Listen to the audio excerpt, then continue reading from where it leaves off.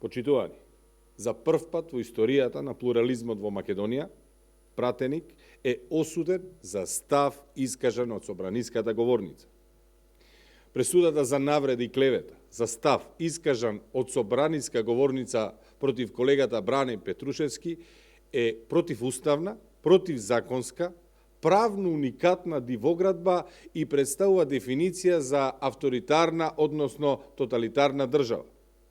Самата пресуда значи дека Македонија наместо демократија гради систем каде што владата, односно партиите на власт ги контролираат сите лостови на власта, вклучувајќи го судството. Па со помош на сите инструменти јавно покажува дека не толерира никакви опозицијски или издвоени гледишта и користи страв и заплашување за да ја остварува својата власт над општеството. Независноста на собранието во вршење на законодавната власт е обезбедена преку имунитетот на пратеникот. Согласно со Уставот, пратениците имаат два вида имунитет – материјален или суштински имунитет и процедурален имунитет. Материјалниот имунитет значи дека пратеникот не може да биде повикан на кривична или друга одговорност или да биде притворен за искажано мислење или гласање на седниците на собранието или на неговите работни тела. И тоа го пишува во членот 16 од Закон за пратениците. Материјалниот имунитет ја гарантира слободата на говорот на седниците на собранието или на неговите работни тела.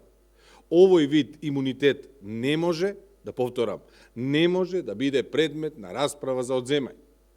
Процедуралниот имунитет значи неможност пратеникот да биде притворен без одобрување на собранието, освен ако е затечен во вршење кривично дело за кое е пропишана казна од затвор во трајање од најмалку 5 години. Заедно, овие два вида имунитет ја обезбедуваат слободата на пратеникот во вршењето на пратеничката функција. Пресудата за навреда и клевета за колегата Бране Петрушевски представува сериозен преседан.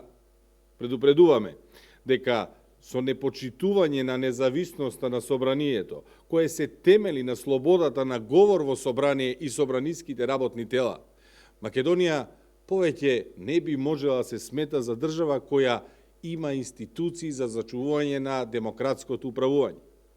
Со оваа пресуда, Македонија директно ги крши, односно не ги исполнува копенхашките критериуми, со што свесно се откажува од исполнување на условите за функционални и независни институции, за функционална демократија и на сметка на тескно партиските интереси на губитниците од СДС се откажува од сопствената евроинтеграција. Ви благодарам.